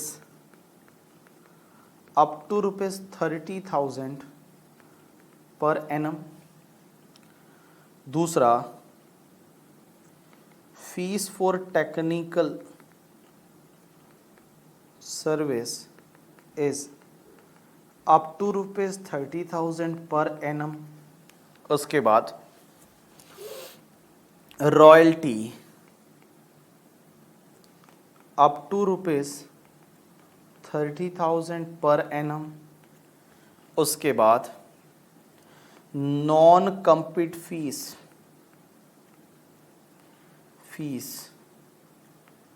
up to ₹30,000 per annum. मैं सब में मैंने 30,000 पर एनम लिखा। डायरेक्टर फीस, और डायरेक्टर फीस के सामने लिखा है नो लिमिट। डायरेक्टर फीस के सामने लिखा है नो लिमिट, और उसके बाद में एक नोट और डाला इसी में, और नोट में लिखो limit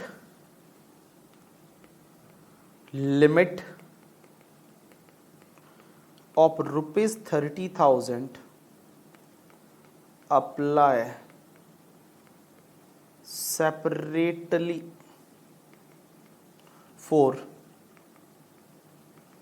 professional,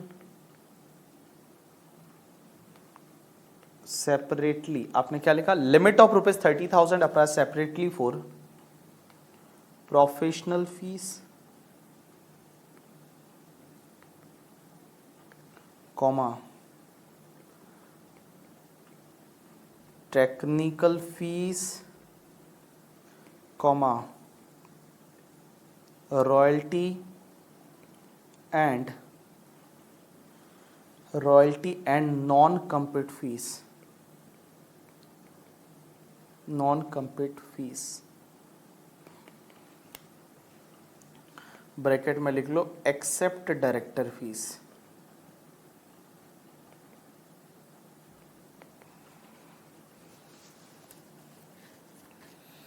accept director fee. चलो कॉपी करो, इसको कॉपी करो। No TDS if professional fee is up to 30,000, technical fee up to 30,000, royalty up to 30,000, non competitive fee up to 30,000, director fees no limit. Limit of 30,000 apply separately for the professional fees, technical fees, royalty, non competitive fees, except the director fees. Except the director fees.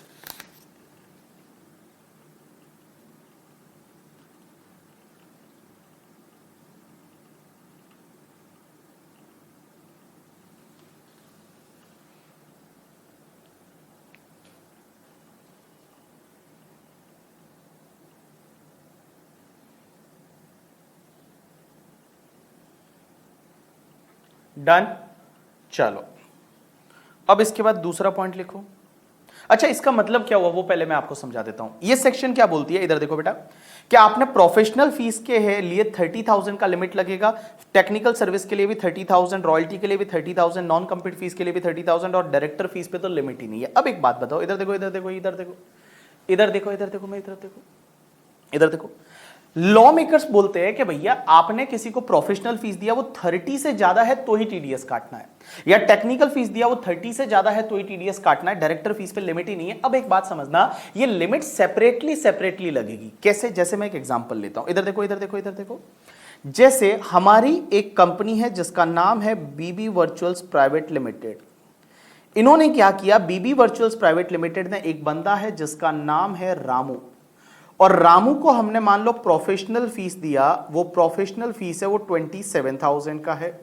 Miss Ramu को professional fees 27,000 का दिया, उसके साथ में हमने उसको royalty भी दिया, रॉयल्टी 28,000 है। अब एक बात समझो, यहां पे 27 है, यहां पे 28 है, टोटल करोगे तो 30 से ज्यादा हो गया, टोटल करोगे तो 30 से ज्यादा हो गया, लेकिन क्या यहां टीडीएस कटेगा? आंसर इज ना बेटा, ना, यहां टीडीएस नहीं कटेगा। देखो रेंट में तो हम क्या देख रहे थे, पेई वाइज लिमिट देख रहे हैं, किसको जो दे रहे हो वो 2,40,000 से ज्यादा है तो टीडीएस काटना है। यहां पे पेई वाइज लिमिट नहीं है, यहां पे nature of payment wise limit है। मिस प्रोफेशनल फीस के लिए 30 है, वो अलग लिमिट है, रॉयल्टी के लिए अलग है, टेक्निकल फीस के लिए अलग है, नॉन कम्पीट फीस के लिए अलग है, और डायरेक्टर फीस के लिए तो लिमिट ही नहीं है। मतलब डायरेक्टर को तो अगर 10 रुपया दिया तो भी टीडीएस कटेगा 1 रुपया करके, ठीक है, तो भी उसमें 10% या 7.5% की रेट से टीडीएस कटेगा। तो इस केस में मैं बताऊं रामू का क्या टीडीएस काटना है? आंसर इज नो, यहां पे रामू का टीडीएस काटने की जरूरत नहीं है। There is no need to deduct the TDS. You got my point और नॉट? यस। चलो अब एक और चीज समझना, all people just pay attention. Point number 2 लिखो, पॉइंट नंबर 2 लिखो, no TDS if professional service, no TDS if professional service taken by individual or HUF for personal purpose, for personal purpose. तो आपने क्या लिखा, no TDS a professional service taken by individual HUF for the personal purpose. तो अगर कोई भी individual और HUF है, पहली चीज तो इंडिविजुअल एचयूएफ को बोला करो, और दूसरी चीज कि इंडिविजुअल एचयूएफ ने कोई प्रोफेशनल सर्विस लिया है। क्या लिया है, प्रोफेशनल सर्विस।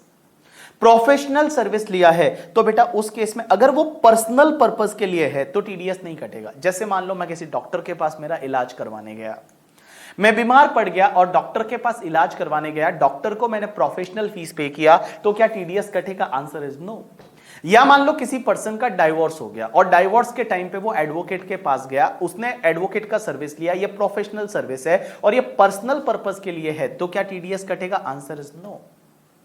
अगर मान लो शादी नहीं हो रही थी, आप किसी प्रोफेशनल्स के पास गए, उसने आपकी शादी वादी करवाई और उसके लिए आपने कुछ प्रोफेशनल फीस पे किया, तो क्या टीडीएस कटेगा? आंसर इज नो, वहां पे टीडीएस नहीं कटेगा। तो अगर इंडिविजुअल एचयूएफ है, उन्होंने पर्सनल पर्पस के लिए कोई प्रोफेशनल सर्विस ली, इंडिविजुअल एचयूएफ पर्सनल पर्पस के लिए कोई प्रोफेशनल सर्विस ली, तो उस केस में टीडीएस नहीं कटेगा। अब एक और चीज समझना, तीसरा पॉइंट लिखो, no TDS if royalty or non-compete fees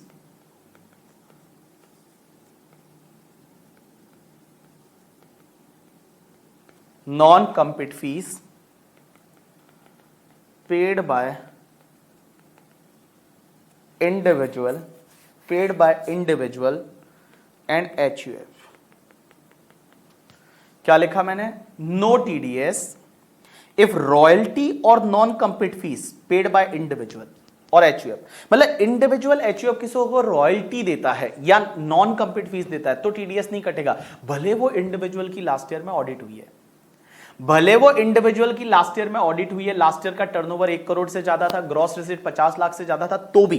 क्योंकि एक बात बताऊं, मैं यहां पे आपको ऐसा बोल दूं कि इन्होंने पहले तो क्या बोला कि नो टीडीएस इफ रॉयल्टी और non compete fees is paid bye individual HUF. अगर इंडिविजुअल एचयूएफ है, वो किसी को रॉयल्टी नॉन कम्पीट फीस देता है तो टीडीएस नहीं काटना। मतलब एक बात बताऊं, ये सेक्शन में आपके नेचर ऑफ पेमेंट कितने थे? इस सेक्शन में 5 नेचर ऑफ पेमेंट थे। तो अगर individual HUF non compete fees देता है, रॉयल्टी देता है, तो टीडीएस काटना ही नहीं है। तीसरी चीज एक बात बताओ, डायरेक्टर फीस इंडिविजुअल एचयूएफ दे नहीं सकता। तो मैं आपको यह बोल दूं कि इंडिविजुअल एचयूएफ जो है वो अगर लास्ट ईयर में उसका टर्नओवर 1 करोड़ से ज्यादा था, ग्रॉस रिसीट 50 लाख से ज्यादा था, वो किसी को प्रोफेशनल फीस देता है या टेक्निकल फीस देता है तो ही टीडीएस काटना है। मैं ऐसा बोल दूं कि इंडिविजुअल एचयूएफ जो है वो सिर्फ प्रोफेशनल टेक्निकल फीस देता है तो ही टीडीएस काटना, और प्रोफेशनल फीस में भी अगर पर्सनल पर्पस वाला है तो टीडीएस नहीं काटना। यू गॉट माय पॉइंट और नॉट? यस। तो मैंने क्या लिखवाया कि इंडिविजुअल एचयूएफ किसी को नॉन कम्पीट फीस या director fees, non compete fees, royalty, director fees तो दे ही नहीं सकता, तो अगर नॉन कम्पीट फीस और रॉयल्टी देता है तो टीडीएस नहीं काटना, भले लास्ट ईयर में उसका टर्नओवर 1 करोड़ से ज्यादा था। इन सिंपल वर्ड बोलो, इंडिविजुअल एचयूएफ किसी को जो है वो प्रोफेशनल फीस देता है या टेक्निकल फीस देता है तो ही टीडीएस काटना है, अगर लास्ट ईयर में टर्नओवर 1 करोड़ से ज्यादा था और ग्रॉस रेसिट 50 लाख से ज्यादा था। अब एक और चीज समझना, अगर मान लो यहां पे जो प्रोफेशनल फीस पर्सनल नेचर की है तो टीडीएस नहीं काटना। जैसे डाइवोर्स के केस में एडवोकेट को पैसा दिया, या कोई बीमार पड़ गया और उस टाइम पे डॉक्टर से इलाज करवाया, तो उस केस में ये पर्सनल नेचर का प्रोफेशनल फीस है तो उस पे टीडीएस काटने की जरूरत नहीं है। यू गॉट माय पॉइंट और नॉट? अरे बोलो ना, आपको समझा कि नहीं समझा? समझा। चलो, this is the section 194J। 194J में और कुछ भी नहीं बचता है। प्रोफेशनल सर्विस का मतलब वही जो अपन ने पहले वहां पे पढ़ा हुआ है करके, ठीक है। चलो, so this is the section 194J करके। तो 194J सेक्शन है वो यहां पे कंप्लीट हो जाती है। उसके बाद हम अगली सेक्शन है वो अगली सेक्शन पे हम मूव करेंगे और 194J जो है वो यहां पे कंप्लीट हो गई। अब एक बात समझना, 194J में एक और चीज मैं आपको बता दूं, एक लाइक सीबीडीटी का सर्क्यूलर है, वो क्या बोलता है कि आपको पता है जैसे हमने स्टार हेल्थ इंश्योरेंस में इंश्योरेंस करवा रखा है, एक कंपनी है जिसका नाम है स्टार हेल्थ इंश्योरेंस कंपनी, जिससे अपन हेल्थ इंश्योरेंस करवाते हैं। अब एक बात समझना, ये स्टार हेल्थ इंश्योरेंस ने क्या किया कि एक थर्ड पार्टी एडमिनिस्ट्रेटर अपॉइंट कर दिया, टीपीए जिसको बोलते हैं, थर्ड पार्टी एडमिनिस्ट्रेटर। अब ये थर्ड पार्टी एडमिनिस्ट्रेटर क्या रहता है कि एक बात बताओ, जैसे ये हॉस्पिटल है लीलावती करके, ठीक है, Lilavati, spelling I don't know सही है या गलत है। लीलावती मुंबई में एक हॉस्पिटल है। अब एक बात बताओ, जैसे ये बीबी सर है, बीबी सर, मैंने क्या करवा रखा है, स्टार हेल्थ से इंश्योरेंस ले रखा है। समझने की कोशिश करता, मैंने स्टार हेल्थ से क्या ले रखा है, इंश्योरेंस ले रखा है। और मैंने इंश्योरेंस ले रखा है किससे, स्टार हेल्थ से। अब एक बात समझना, मैं बीमार पड़ गया तो मैं जो है, मैं लीलावती में एडमिट हुआ, मैं लीलावती में एडमिट हुआ, मुझे एडमिट किया गया लीलावती हॉस्पिटल में, फॉर एन एग्जांपल, ऐसा हो नो बट मान लो एडमिट किया मुझे, कहां, लीलावती में। तो लीलावती जो हॉस्पिटल है उसमें मुझे एडमिट किया गया। अब एक बात समझना, मेरा जो भी खर्चा होगा वो कौन देने वाला है, स्टार हेल्थ देने वाला है।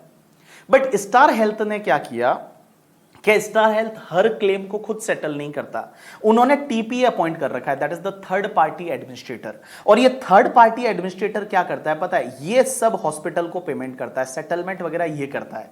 तो यहां पे जो थर्ड पार्टी एडमिनिस्ट्रेटर है, इन्होंने क्या किया, इस लीलावती को पेमेंट किया, क्योंकि मेरा इलाज करवाया था, मैंने इंश्योरेंस करवाया हुआ था, तो इंश्योरेंस कंपनी जो है वो अल्टीमेट पेमेंट करेगी।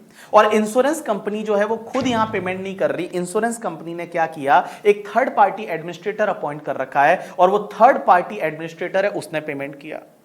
थर्ड पार्टी एडमिनिस्ट्रेटर ने पेमेंट किया किसको, लीलावती हॉस्पिटल को, इस टीपीए ने। तो क्या इस पे भी 194 जे में टीडीएस कटेगा, आंसर इज यस, यहां पे 194 जे में टीडीएस कटेगा।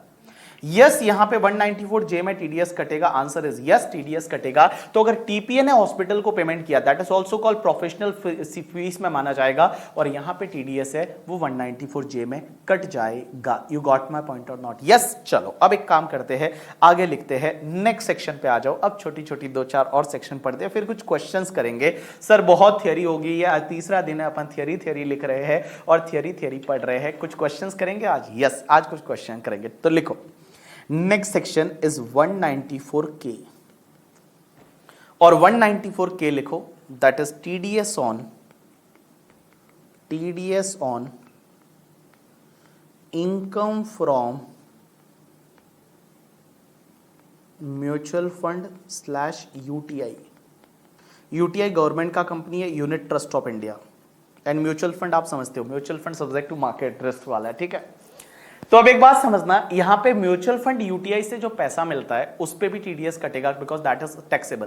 कैपिटल गेन नहीं, आप बेच रहे हो, कैपिटल गेन नहीं, वो इनकम देता है। म्यूचुअल फंड आपको इनकम देता है, जैसे म्यूचुअल फंड के इनकम प्लान्स होते हैं, और वो इनकम प्लान्स में क्या होता है, आपको इनकम देता है म्यूचुअल फंड करके, ठीक है। तो देखो, सबसे पहली चीज पेयर कौन होना चाहिए, दूसरी चीज आपका पेई कौन होना चाहिए, तीसरी चीज आपकी रेट क्या है, और चौथी चीज आपकी एडिशनल पॉइंट क्या है।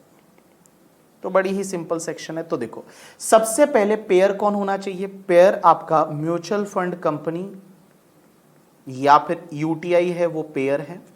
तो म्यूचुअल फंड कंपनी और यूटीआई है, वो आपको पेमेंट करेगा, यूनिट ट्रस्ट ऑफ इंडिया करके, ठीक है। अब एक बात समझना, ये किसको पेमेंट कर रहे हैं, रेजिडेंट पर्सन को, कोई भी रेजिडेंट पर्सन को पेमेंट करेंगे। टीडीएस का रेट क्या रहेगा, रेट इज 10%, 10% का रेट रहेगा। बट कोविड की वजह से क्या यहां पे क्रैश हुआ, आंसर इज यस, कोविड की वजह से यहां पे क्रैशिंग हुई, और यहां पे रेट आपका 7.5% हो जाएगा उस पर्टिकुलर पीरियड में। तो rate is 7.5% from 14 May 2020 till 31 March 2021। और एडिशनल पॉइंट में लिखो नो टीडीएस, एडिशनल पॉइंट में लिखो no TDS if payment is up to ₹5,000, if payment is up to ₹5,000 in a previous year. अगर किसी पर्सन को सिर्फ 5,000 तक का ही पेमेंट है तो उस पर टीडीएस नहीं कटेगा। कॉपी करो इसको,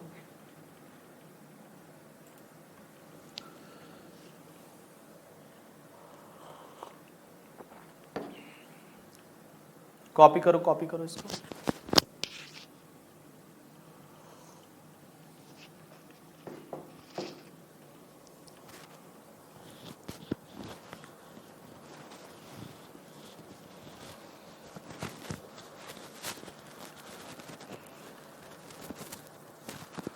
कॉपी किया आप लोगों ने? तो देखो, म्यूचुअल फंड यूटीआई अगर आपको पेमेंट करता है, it is like a dividend वाला, ठीक है। Mutual fund company UTI pair पेई रेजिडेंट पर्सन रेट 10%, 7.5% होगा कोविड की वजह से, और टीडीएस नहीं कटेगा अगर मान लो पेमेंट है पूरे साल का मिला के जो पेमेंट किया जा रहा है किसी पर्सन को वो अप टू 5,000 है।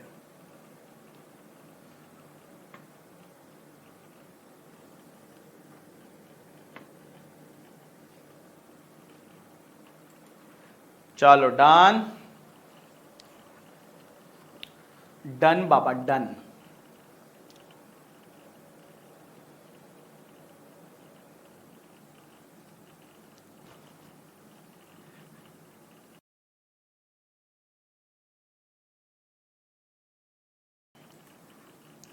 Yes people done. चलो अब अपन चलते हैं 194। अपन ब्रेक के बाद कुछ क्वेश्चंस करेंगे आज, ठीक है? चलो ब्रेक से पहले ही कर लेंगे। चलो लिखो 194 LA सेक्शन LA के बाद L ही आता है ना, ABCDEFGHIJKL, हाँ LA। और LA में लिखो TDS ऑन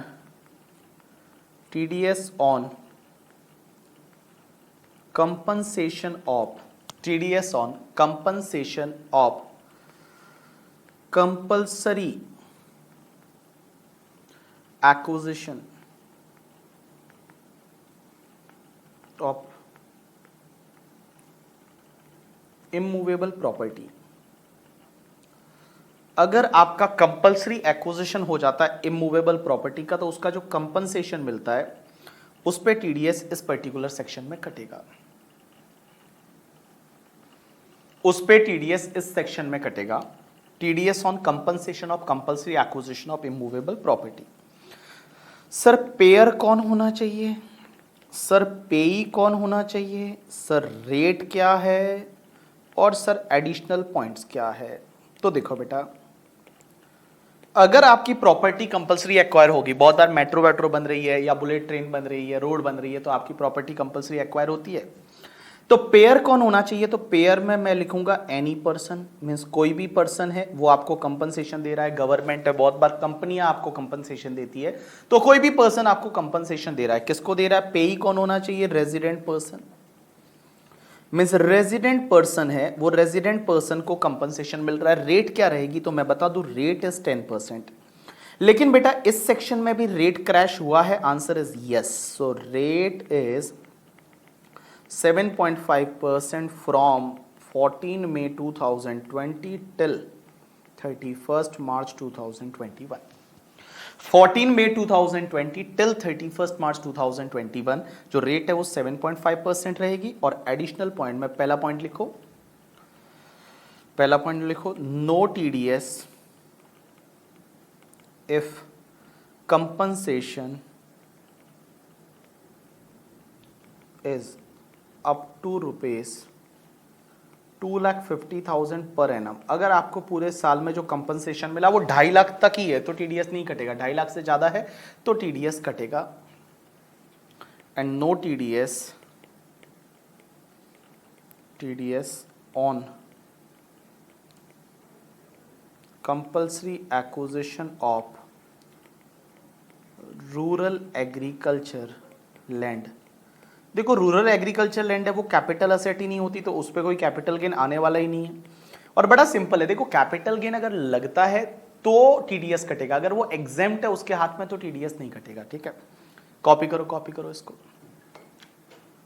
कॉपी करो सब लोग इसको।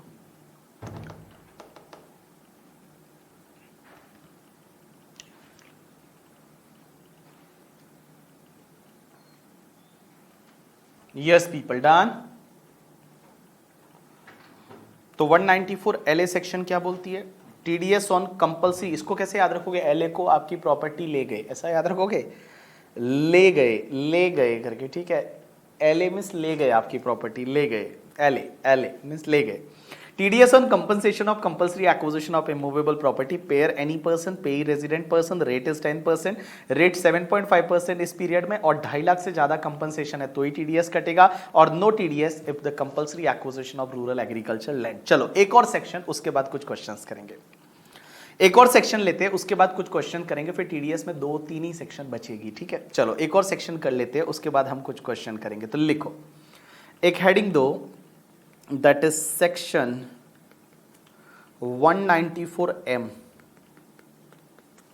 और 194M में लिखो 194M that is TDS on contract comma commission and brokerage और प्रोफेशनल फीस। आप बोलोगे सर ये क्या लिखवा रहे हो, ये तो सब पढ़ चुके हैं अपन।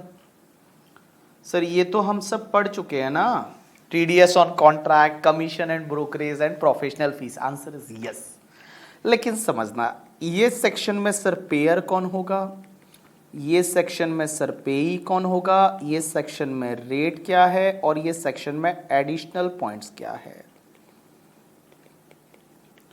अब एक चीज समझना, मैंने यहां पे लिखवाया कि TDS on contract, commission and brokerage. यहां पे मैंने लिखवाया कि टीडीएस ऑन कॉन्ट्रैक्ट, जो भी तुम्हारा कॉन्ट्रैक्ट पेमेंट है, या फिर तुम्हारा कमीशन एंड ब्रोकरेज है, या प्रोफेशनल फीस, इस पे टीडीएस 194M में कटेगा।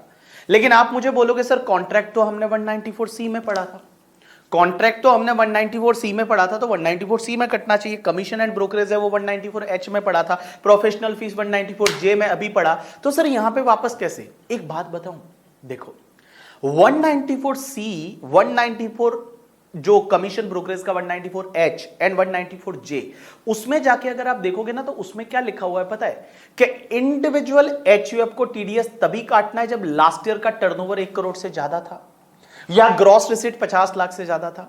लास्ट ईयर का टर्नओवर 1 करोड़ से ज्यादा था या ग्रॉस रिसीट 50 लाख से ज्यादा था, लेकिन जिनका नहीं है उनको तो उन सेक्शन में टीडीएस ही नहीं काटना। 194C में, 194H में, 194J में आपकी और मेरी मम्मा को टीडीएस काटने की जरूरत नहीं, क्योंकि उनका बिजनेस लास्ट ईयर में टर्नओवर 1 करोड़ से ज्यादा था ही नहीं था, तो उनको फिर इधर डाल दिया।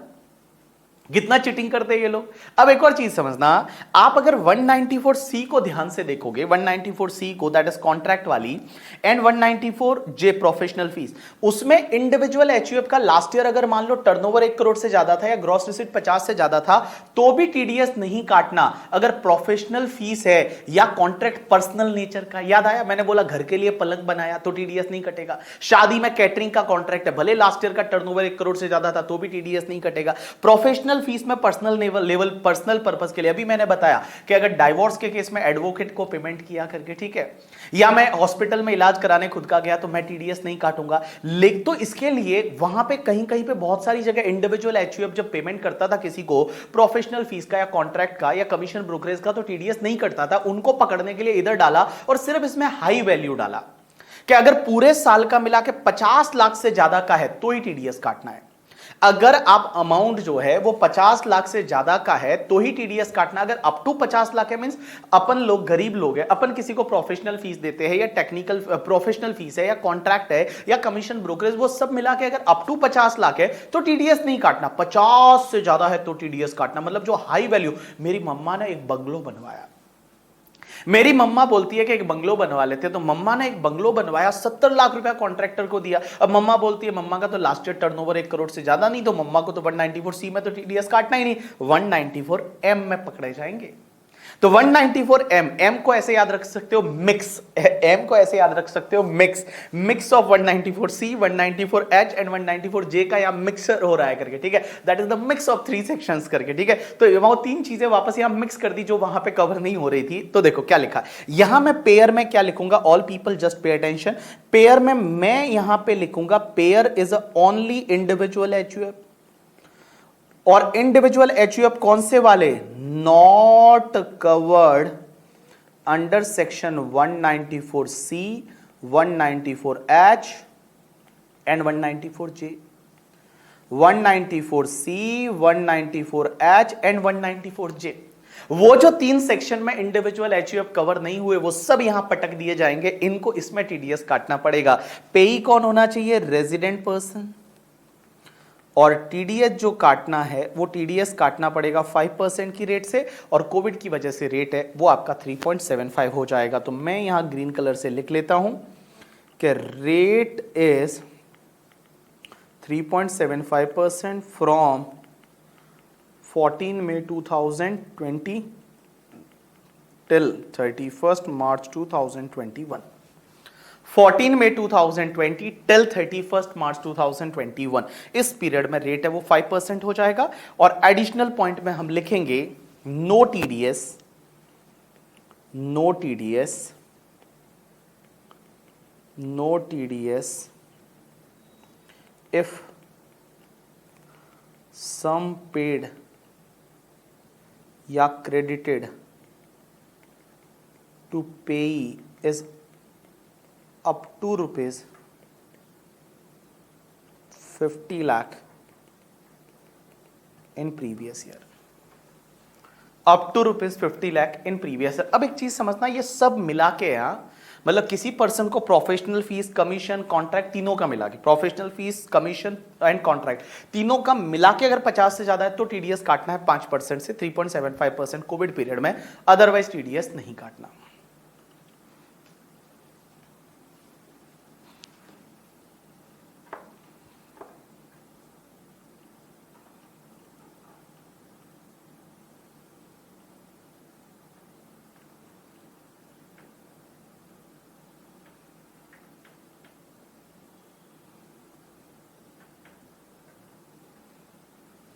चलो डन। जैसे मैं एक एग्जांपल लेता हूं, इधर देखो, मेरी मम्मा ने, एक बंदा है जिसका नाम है राजू, और राजू को कॉन्ट्रैक्ट दिया कि भाई, पहले तो उसको बोला कि तू एक काम कर, हमको एक प्लॉट खरीदने में हेल्प कर। तो प्लॉट खरीदने में उसने हेल्प की, तो उसको ब्रोकरेज दिया हमने, मान लो 5 लाख का। उसके बाद उसको बोला, वो आर्किटेक्ट भी है खुद, उसको मैंने बोला कि चलो मुझे आर्किटेक्ट का सर्विस दे, मुझे इस पे प्लॉट जो है उस पे बिल्डिंग बनानी है, उसका नक्शा बना के दे। उसका तो नक्शा बना के दे, उसका जो परफॉर्मा है वो बना के दे। तो उसने हमको नक्शा बना के दिया, और जो नक्शा बनाने का जो उसने प्रोफेशनल फीस लिया आर्किटेक्ट का, ठीक है, वो मान लो 7 लाख रुपया है। उसके बाद उसको हमने बोला कि हमको बिल्डिंग बना के दे, तो वो कॉन्ट्रैक्टर भी है, तो उसको हमने कॉन्ट्रैक्ट का पेमेंट किया 40 लाख रुपए का। तो यहां पे देखो टोटल मिला के कितना हुआ, 52 लाख हो गया। क्वेश्चन यहां आता है क्या टीडीएस कटेगा या नहीं? आंसर इज यस, यहां टीडीएस कटेगा। अगर आप पेमेंट करते हो किसी को तीनों चीजों का मिला के, मींस आपका प्रोफेशनल फीस, कॉन्ट्रैक्ट एंड आपका कमीशन, ब्रोकरेज, तीनों का मिला के किसी को 50 लाख से ज्यादा का है साल में, तो उस केस में टीडीएस काटना पड़ेगा। यू गॉट माय पॉइंट और नॉट? यस। चलो अब एक काम करते हैं, हम कुछ क्वेश्चंस करते हैं, और क्वेश्चंस मैं सीधा आपको आईसीआई मॉड्यूल से करवा देता हूं, बिकॉज बेटर रहेगा टीडीएस के क्वेश्चंस है वो हम आईसीआई मॉड्यूल से करें, जैसा आईसीआई ने कर रखे हैं वैसे अपन देखें। तो अपन एक काम करते हैं, सीधा चलते हैं आईसीआई के मॉड्यूल पे, और आप आ जाओ सीधा आईसीआई के मॉड्यूल पे। आपके पास तो दे रखा है, मैं यहां पे ले लेता हूं बोर्ड ऑफ स्टडी के पोर्टल से। इंटरमीडिएट में चलते हैं, रहे ही नहीं, अच्छा, board of knowledge study portal, intermediate में पता नहीं, आर्काइव में, अरे भैया मेरे को तो यहां मॉड्यूल ही नहीं मिल रहा है।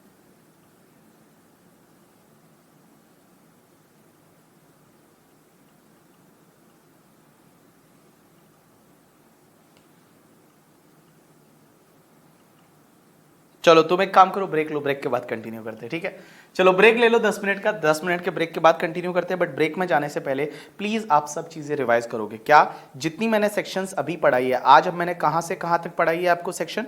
आज मैंने चालू किया था आईबी से, तो मैंने आईबी पढ़ाया, उसके बाद मैंने आईसी पढ़ाया, उसके बाद मैंने आपको जे पढ़ाया, जे के बाद में मैंने आपको के पढ़ाया, के बाद एलए पढ़ाया, और एलए के बाद में एम पढ़ाया। तो जितना आज पढ़ाया उसको आप रिवाइज करोगे। You have break for the 10-15 minutes, और ब्रेक के बाद फिर अपन आगे कंटिन्यू करेंगे, ठीक है?